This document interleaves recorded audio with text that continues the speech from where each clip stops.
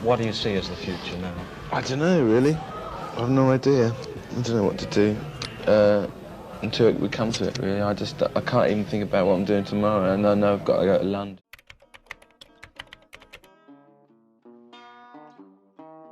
At what age did the Glimmer twins came together, or how long have you been together? Under different names. Since we was 5 or 6. Really? Yeah. 6 years old. At school. Or something like that. When you set out with Keith, you two met each other when you were how young? About 4 years old or something. Yeah. Yeah. We were very, very young. We were on the same block, more or less. Mick was telling me last night that both of you used to live in the same block or the same street. For a short while we did. Yeah. And that was when we first met each other. Right, and that natural vibration just came together and just clicked. On and off, you know. We lost contact for a long time because he later went to a different school. You put the band together when? When you We two... were about 18. Did it develop into certain kinds of roles immediately, that you did the lyrics and he did the melody, or? Yeah, we did some songwriting, you know, like we used to live in the same apartment when we started off writing songs together. And so I wouldn't even play guitar half the time. I'd just be writing the top lines for Keith's chord sequences. And, you know, and he would sometimes suggest melodies and I would come up with all the words. And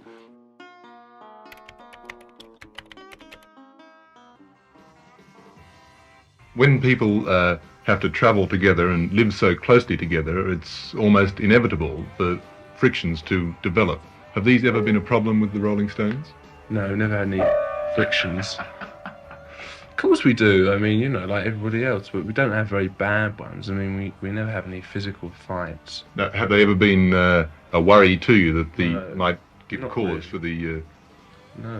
No, they've never given me any worries at all. I mean, we haven't had hardly any frictions, really. That's really been a very nice scene. Keith and I kind of, in a way, direct the way it's going. No, I'm not saying that the rest of the band don't say they do rather loudly, say quite often. And our sort of friendship, though, obviously we've had lots of disagreements. Most of them have been over the band, you know, rather than personal ones. I guess that's it, you know. It's very hard to define what friendship, what Keith's friends. I'm not sure everyone's got friends and why am I friends with this guy? I mean, you know, you don't know. And you get on, sometimes you get on great and then there's a period where you're not maybe getting on so well. But it's like friendships lasted for 36 years or something. Everyone wants to know, though, whether the Glimmer twins of old will get back together again. I mean, do you want to? only if it's going to be good. I mean, I'm not interested in just doing it for the money. You know, it's difficult working with people for a long, long time. You want to go on and do something else, you know, if things aren't going well with people. But, you know, if you don't get on, you don't get on. The key to a Rolling Stones reunion is obviously you and Keith deciding you want to do it. Yeah, well, it's not so long that we haven't worked. I mean, like I say, I don't know, 2.5 years. It's not really that long. In 25 years for a band, we haven't worked together. I don't really think of it as that far apart. It's been suggested that, you know, the Stones are so important to him that you going out by yourself sacrifices the Rolling Stones. Is there any truth? Well, the Rolling Stones, I say, they haven't toured in 6 years, you know, they haven't done anything. So, you know, if I want to do something, I want to do something. You were amazingly close to Keith, though, weren't you? Well, it depends. I was when we were very young. But, you know, he has a very different kind of way of living to me. And I'm not sure, I mean, I can't really handle it, you know. I like to live my life my way. You know, I like to write songs on my own. You know, I don't live in the same continent as Keith, you know. He doesn't do Zooms. I can't write on Zoom with him, you know. Yeah. So. Are you good friends? Yeah, we're very good friends. Yeah. Well, that's as far as it goes. Richard says you're hung up on being Mick Jagger and that you've got this Peter Pan complex. I'm not quite sure what he means by that, but what do you think? I don't really like talking about what Keith's opinions are. I think Keith should keep his opinions to himself and I'll keep mine to myself. But we hear all sorts of stories about this big falling out and all that sort of thing. Is that pure media talk? Well, it sort of hypes up a lot, I think, but you know, we have a lot of like ups and downs in the band over the years. So you know, I think it's good to get away from it for a bit. It was sort of driving everyone crazy. Like, I was the only one that wanted to admit it. Why is he saying these things about you? To get publicity for his album. Simple, really, because he needs me to get publicity for his record. When he talks about the knighthood or being Sir Mick, Yeah, all that. you don't care. Not really. I mean, it's so obvious why he talks about it. You know? It's like, Which is what? first of all, he gets a lot more press if he talks about me, because how else is he going to get it? And then secondly, you know, you work it out for yourself. You know, I got one, he doesn't. You know, what can you say? That's what a brother would do, isn't it? That's what a brother would do. So he is like a brother, of course. You know, and there always will be. You guys will be playing music together until you are dead. I think that's true, yeah. You know? But my impression of you two is that no matter what you might differ over, there's some bond there that you inevitably know will come back. It just will. I think that when you've known people for a very, very long time, you don't really have a lot to hide from them. You can't really, how do you say, impress them is not really the right word, but you can't hide your feelings and so on. You can't try and, you just are what you are, and they know you very well. You know, one could say that singing rock songs and performing like you do could be, you know, being 61 or 60 or 62 could be pathetic, that people say, well, he does very well, but anyway.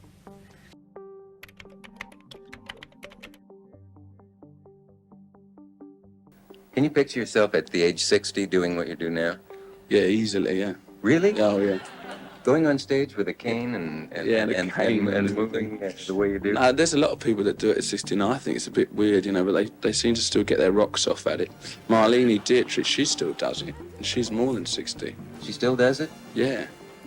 When you get old, you're saying, what happens to you, love? Yeah. You get old and you wash the dishes. But as far as being a pop star, do you think you can go on, you know, for... Well, a lot of people do, yeah. I mean, I didn't want to be a singer for longer than I thought it was just a sort of mild interlude in my collegiate career. But it ain't, so, you know. And a lot of people go on singing like Tony Bennett. I mean, how old is he? I don't know, blimey, you know. I don't really want to be like that. Frank Sinatra, how old is he? I mean, really. Maurice Chevalier, who's no longer with us, I mean, he went on forever. But I don't want to. But do you think you will anyway? No. What would you do? I don't know. And if I did, I wouldn't tell you. Mick, you said you couldn't see yourself on stage at the age of 40 building out Satisfaction. No, I didn't. Didn't you? No. What did you say?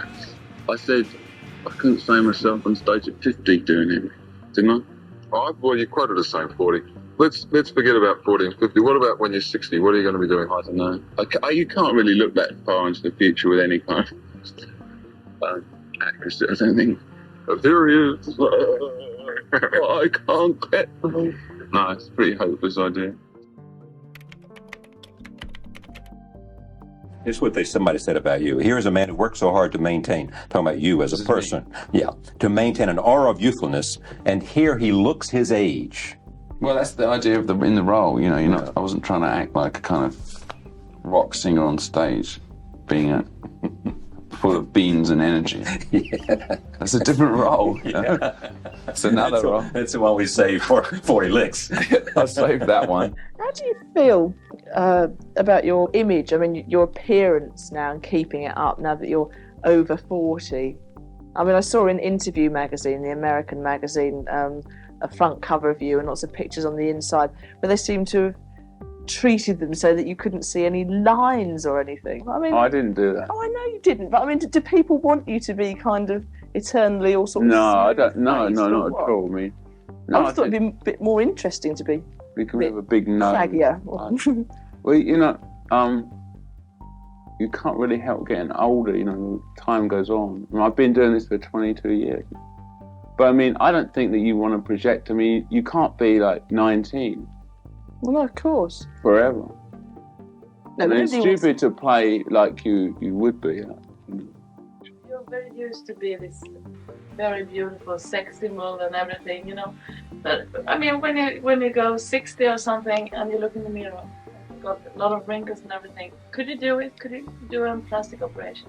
I don't think so, I know. But it's not so bad for men as women, you know. I think women have a harder time with it.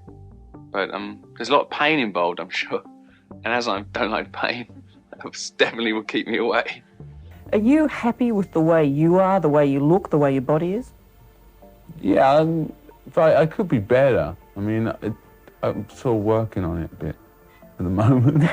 I'm trying to put on some more pounds because I'm a bit thin. Let me talk to you about the difficulty of touring. Now, you're 40, which is not a ripe old grand old age, but it seems to me... Pretty old, mate. Well, it must be difficult. Most people at 40 really have mortgages and 9-to-5 jobs, whereas you hop around in pink tights doing extraordinary things on stage. Yeah, I don't have any pink tights this year. No more pink tights? No, I did do pink tights for years. No, I know what you mean. Well, if you can still do that, you can do it without looking a daft idiot. You should do it, I think. If you've got a big pot belly and you can't do it, then you shouldn't. You're still doing that very youthful thing, aren't you, of running around and, you know, leaping about the stage and looking glamorous. It's not something that people ever think of people who aren't young doing. It's not entirely an athletic pursuit, you know, rock and roll singing. I mean, you know what I mean? It isn't athletic. Well, it's up there as well. Yeah, but what I mean is, it's not something you have to run 100 yards. But you do, though. Yeah, it helps. But I mean, I don't think you have to be fit to play rock and roll even. A lot of the best rock singers I know are very unfit. But I mean, they get along. Mm. Look at Meatloaf. He's lost a lot of weight. I haven't seen him. I know he's on the road. How much harder is it to get up there and wriggle for 2 hours like you do? No, you're 40. Well, in this sort of early days, you only used to play 20 minutes. So when you were like really young and agile, you only had to play, you know, 20 minutes of music and that was it, and you were off. Now it's like over 2 hours. So it's obviously harder. I think I can do nearly everything that I can do on stage. When I used to be on stage before, I used to do like half an hour when I was like 19, and that was easy. Now I do 2.5 hours.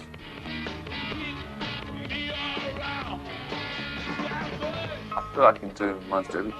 But of course there'll come a day when I can't, so I won't do it, I'll do something else. Anyone, it doesn't matter how old you are, anyone that's going to do 2.5 hours show has got to be in good shape, like vocally and physically and mentally. At the age of 45, are you finally satisfied? Oh, I love that. Is that the last question? No, but it should have been. Oh dear. You know, this is the thing where you have to carry on sort of working, you know, you don't sort of stop and say, oh yeah, I did Satisfaction 25 years ago or something, whatever it was. You have to sort of carry on working, be creative. And I enjoy being creative and I like writing songs, so I don't really want to stop. Can you keep prancing on forever? Well, no, not really. But while I still can do it, I might as well.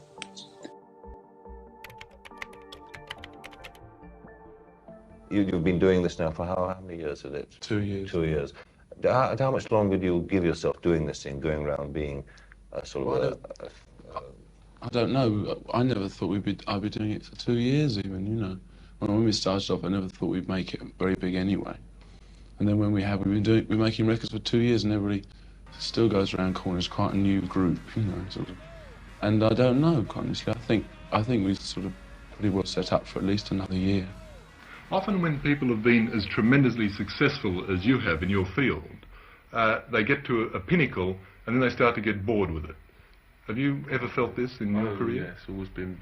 Before we reached the pinnacle, we were always very bored. But you can't sort of go off onto tangents, you know, before you realise that you should be back on the grindstone or pinnacle, as you call it, again. I've been doing the same thing, more or less. I mean, for the last 10 years after I left school, and things that have gone on inside my head have been pretty gentle, really. And so it's, I've not been come to any tremendous, walls or, things I couldn't get over, I mean, it's just been very sort of just gone on the same way. I mean, there's not many businesses you can climb a ladder and go down the ladder so quickly as this. We've gone up, so I suppose at one time we go down, but I don't really want to go down, so when it looks like it's going to go down, I'm just going to back up. When you've made your pile, what are you going to do? I don't know. I think that perhaps I'd like to stay in show business in some form or another, but maybe another year or two I might not want to. I don't know. I mean, there's so many. You can't do anything while you're actually doing this, so it's very difficult to find out what you actually can do. There's lots of things I like to do, and it all depends on how much money I've got and exactly what my financial position is. And if I don't have to worry about money, I can do exactly what I like. As you grow older, would you like to appeal to an older group? Like my dad. Well, not necessarily your dad, but maybe your brother or elder brother. Elder brother. No. Got enough film there, all right. You're quite happy appealing to a largely teenage audience? No, they're not really. I mean, don't try and appeal to anyone. I mean, anyone welcome, to come. What do you see as the future now? I don't know, really. I have no idea. I don't know what to do. Until we come to it, really. I can't even think about what I'm doing tomorrow, and I know I've got to go to London. Have you got any idea why your group particularly has lasted as long as it has? Because we stay together, I suppose. And we enjoy it. Why have you stayed together as long as you have? Because we enjoy it. There's no fights between the band or not? Yeah. We all have little sort of disagreements. We haven't had any violence since 1965, I don't think. What happened in 1965? Was that the chicken? Someone stole someone's chicken sandwich. That was the last fight we had. 10 years ago, people saw Stones as Wait, young rebellious. 10 years ago. 10 years ago. 10 years ago. 10 years ago. 10 years ago. 10 years ago. 10 years ago. How much longer do you think the Stones will go on? A couple more years, I think, at least, if not more. Got a lot of energy left? Yeah, I mean, I'm not going to stop working it because the Stones finish. I'm not saying they will finish, but I mean, if they did, I wouldn't stop singing. Plenty of other musicians. Is there any chance of the Stones? No, not at the moment. No. If they did stop, why wouldn't? How long do you reckon the Stones can continue? Because we've never had a rock and roll band last as long. No, it's like jazz. When jazz was started, they thought that was a sort of 10-day wonder. When rock and roll started, everyone said it'd be over. And it was. Performers in rock and roll were very fly-by-night. I mean, they still are, some. I think you should carry on until...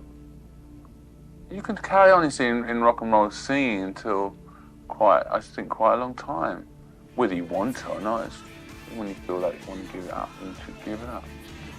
I mean, I say all these things because I'm kind of I try to be optimistic about the Rolling Stones. It's just hard after all these years trying to get up to do, things and do it. So but I'm very optimistic about the Stones doing some work. Is there a plan? When you ever play, this will be the last time you don't think, well, it might be. Or you don't think, of course this won't be. Sometimes I do, yeah, and then I think... This is going to be... I always think it's going to be, we're never going to do it again, and then we always do, so I kind of got bored even thinking about it. So I'm sure the Rolling Stones will carry on doing shows until we stop. When will you personally get to a point... Yes, Bossy Boots! When will you personally get to a point where you say to yourself, that's it, I'm sick of this, I'm not recording, I'm not touring, I'm not doing a thing? I'm going to school with Brooke Shields. When I'm fed, I don't know when it will be, probably when I'm fed up with it. They've been asking me that ever since I was singing, which is 20 years ago. People have been asking me that question, when are you going to get fed up with it? I don't know. When I'm going to get fed up with it, it's not like a boxer where you get hit so many times and you can't hit anymore, it's different. You're not punch drunk? No, you're not punch drunk. And if you don't tour all the time, then you don't get tour drunk, punch drunk, so can pace yourself a bit. So I don't really know. I don't look back to any you were. If you'd have said, well, I could say 20 years ago, I never thought I'd be doing this for a living. I didn't know what I was going to do for a living. There's some kind of strange living. No, I didn't really. It's a kind of surprise. Just to be doing this, still doing this, because I've been doing it for a long time. Are you glad you're still doing it? Yeah, it's not the most hardest thing. It's had a lot of fun.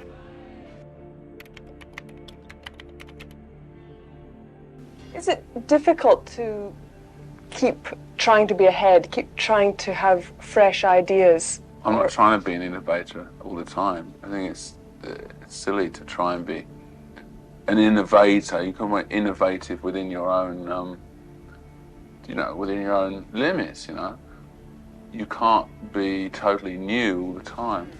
Tough to keep it fresh? Is it tough to keep it? That's people always talk about that. I don't particularly find it that difficult, but it is a challenge. It's always a challenge in any business, in any creative endeavor, to keep whatever you do fresh. And the Rolling Stones is the same as everything else, but it's not that easy, but it's not that difficult.